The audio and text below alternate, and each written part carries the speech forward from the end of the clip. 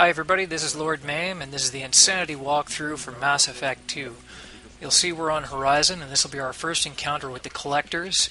Something we're not used to is you'll see that virtually every enemy in this stage has barriers, so you'll need to bring along someone who has warp or concussive shot.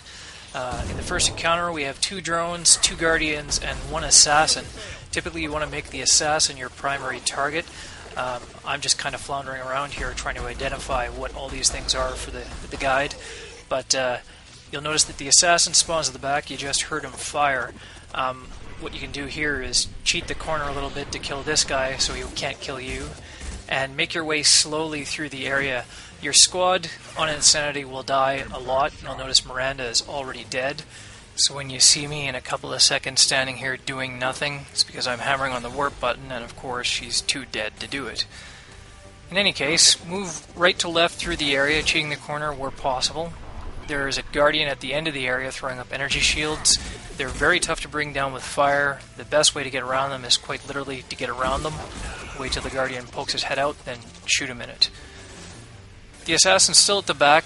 His particle beam will wipe out destructible cover in basically one hit, as well as your shields, so be careful what you hide behind.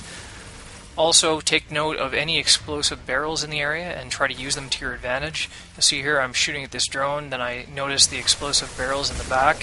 When I go to shoot the explosive barrels, it's too late because he's already dead.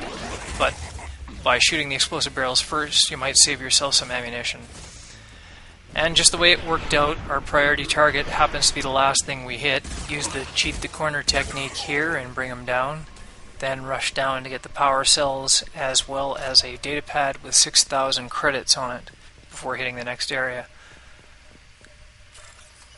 Right away we'll hit encounter number 2 after this drop down. You'll see a total of 3 drones, 3 husks, a guardian, and an assassin.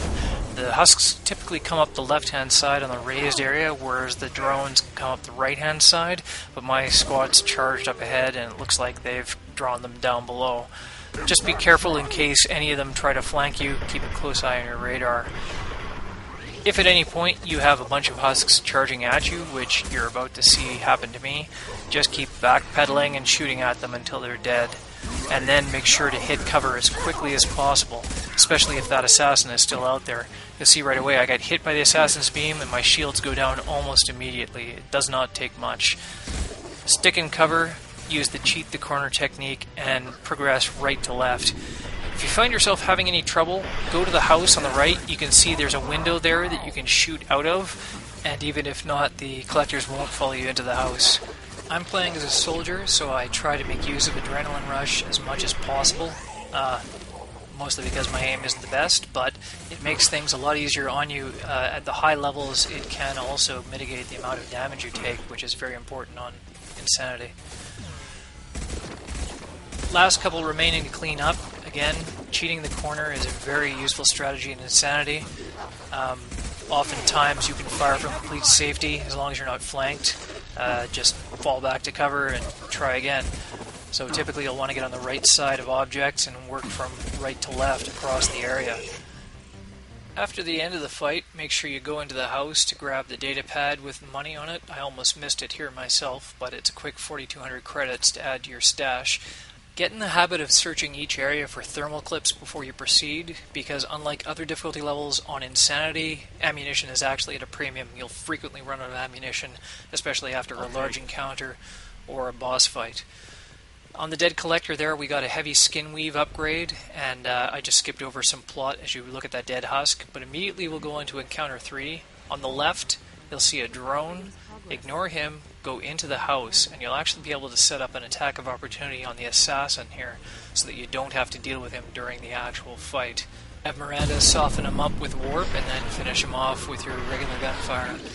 You'll notice also that Miranda doesn't require a direct line of sight to the target to actually trigger her biotic effect. As long as you can zoom in on it, she can hit it, which will actually become pretty important later on when you're dealing with scions in the last area. You'll see I'm using heavy warp ammo here. As a soldier, I find that complements my abilities a little bit better. If you're playing as a different class, perhaps Reeve might be a better choice, as both do a lot of damage to both barriers and armor. I find that using the cheat the corner technique with warp ammo makes me virtually unstoppable going through the game. And it's really important to be able to stand up in a firefight without backup from your squad, because as I mentioned earlier, they will die a lot. You'll see that I don't often revive them in the middle of battle. At this point, the battles aren't anything that I can't handle alone, so it's better to just finish out the encounter and then have your squad revive automatically at the end. That way you can save the med kits for boss battles later on, where you will need to revive your squad in order to keep from dying. It also becomes critical at later stages of the game when you research the upgrades for your armor that provide full health and shields when you use Unity. Sometimes using a medkit in that way can turn the tide of battle and literally be the difference between life and death. If you can hear, Encounter 3 Wave 2 is already started and I'm kind of late for the party. We'll see 3 drones. There's nothing really to worry about here, so just stick to cover. If you get the opportunity to move up to cheat the corner, you can, but it isn't necessary. You can just hang back and let your squad do the heavy lifting, assuming they don't die again. By now you can probably see that I'm no virtuoso when it comes to third-person shooter games. The strategy that I present here, I was able to get through the game with a minimum of difficulty, and essentially, if I can, so can anyone. As long as you're aware of your surroundings and make use of your powers, you shouldn't have any trouble. Again, I'm using Adrenaline Rush and shooting for headshots to wipe out these collectors, swapping back and forth between my sniper rifle and the assault rifle so I can cheat the corner. Again, sticking with warp ammo to blow through barriers more easily. Pound for pound, I find that warp ammo does just as much damage as incendiary does against armor, but it also does double damage against barriers, so it's usually not worth the time to swap back and forth. If there is a difference, it's minimal. Come upstairs to hack the terminal for 3,000 credits, then go downstairs through the main street to pick up the collector particle beam, a very useful weapon.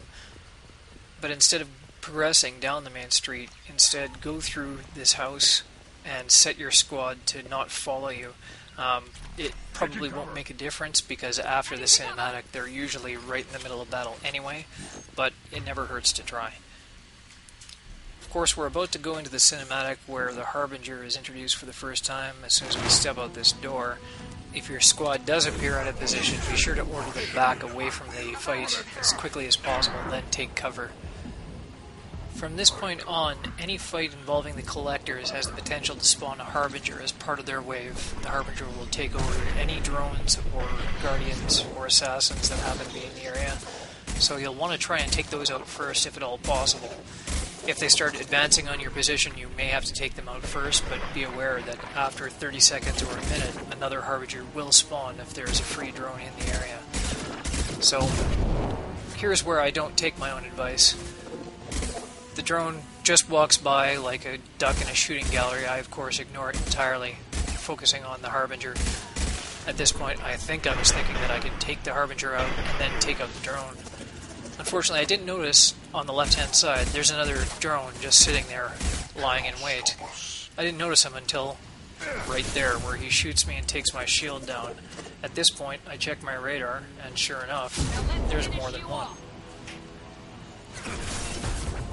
So just be sure to clear out the area. If you do happen to miss a drone before taking out the Harbinger, try to wipe them out as quickly as possible. Here again, with the Adrenaline Rush, I take this one out. If he moves out of your frame, snap in and out of zoom before shooting. It makes it much easier. And that'll trigger Wave 2, which will be a couple of drones and an assassin. Again, make use of explosive containers. That'll even the tide of battle a little bit for you. If you can take out a couple with sniper fire before they get into range of you, so much the better. Otherwise, fall back to the side of cover here and cheat the corner. If you're anything like me at this point, you're probably running low on ammunition like I was. Make use of whatever you have that does not require a sniper rifle, because then you can hide behind cover like this and shoot from relative safety. The Harbinger won't be able to shoot you and he won't advance up the stairs. Also make use of any squad powers, even though your squad is mostly useless, it never hurts to soften them up a little bit to save you some ammunition. Here I finally take my own advice and kill the drone before shooting the Harbinger, leaving it the last thing in the area. I'm very, very low on ammunition now, so if you find yourself in a similar position, it never hurts to let your squad's deaths work for you rather than against you. Send them in to either divert the enemy's attention or to just outright throw themselves on the gauntlet. Worst case scenario, they'll take him down a little bit of life. Best case, they'll take him out for you. This changes nothing, Shepard. And like me, scour the area for ammunition before proceeding. Before going through the door to the right, come down into the corner and pick up the power cells. Not only will that refill your heavy weapon ammo, but if you notice, it will marginally increase your conventional weapon ammo as well. And that's, again, very important going into the next fight. Once you're done talking to Captain Courageous over here, turn around and come back to pick up the refined platinum. I had to swap out my assault rifle for the Revenant, which is the assault rifle you pick up on the collector vessel mission later in the game. I find it's very useful for dealing with large groups of small enemies like husks, as well in close range when dealing with both Scions, Harbingers, and of course the Praetorians we're about to face in the encounter after this one. I set my squad behind cover and I go over here to the left behind this cover. This is unique because you have pretty good visibility over the area. Your squad will draw fire while you can cheat the corner here and attack anything that pops its head out. But if you get into trouble with Harbingers or with Husks, you can also back up behind these crates immediately to the right and get some cover from there. I'm honestly very surprised here that Grunt was able to save Miranda from getting mauled by all these Husks. In any case, though the typical strategy is to only attack the Harbinger after all the other drones are defeated, that tends to go out the window when the Harbinger starts charging your position. Sometimes you can get away with ignoring him, but in this particular case, if you do, chances are he's going to flank you while you're getting hit from both sides. Luckily, in this case, it won't really make a difference because as soon as this Harbinger dies, it's going to trigger another wave of collectors, so there'll be plenty of other opportunities for another Harbinger to spawn in, and believe me, he will. So, you can see I'm just hammering on him here with warp ammo, and he can't hit me, so I can literally just lean on the trigger and wear him down. Coming up in Wave 2 will be another couple of drones, an assassin, and as well the Scion we talked about, and the possibility of an extra Harbinger. I say possibility, but it is a virtual certainty at this point that a Harbinger is going to pop up in each and every round you have collectors in. I'm sniping the Scion here. As long as he doesn't have a direct line of sight to you, or you're far enough out of range, you can deal with him with a sniper without worrying about his shockwave attack. The shockwave attack, though, will destroy your shields in one hit and prevent them from recharging as long as you're affected by the power. I notice here that there's a Guardian around the corner. I decided I'm going to leave him be because the Scion is just about in range. So notice he started there with the shockwave attack. The cheating the corner trick works on the Scions as well because the Scion won't attack at all unless he can see you. Not necessarily that you're behind cover, but behind a tall enough piece of cover that he can't see you at all. So I swapped over here to Incendiary to kill him. Personally, I find Warp just as effective on armor. But my gamble has unfortunately bitten me in the ass because the Guardian has changed into a Harbinger. But no matter, standing behind these crates, it's fairly easy to deal with them as long as you stay behind the cover and cheat the corner. You can see here I've swapped back and forth between Warp Ammo and Incendiary just to demonstrate that it does just as much damage to the armor no matter what you're actually using. I find that they're pretty much the same, except Warp Ammo also does double damage to barriers, which saves time swapping back and forth. And that is pretty much it. All that remains at this point is to kill the last assassin, then scour the area for ammunition, power cells, and there's also a biotic damage upgrade in the far right-hand corner.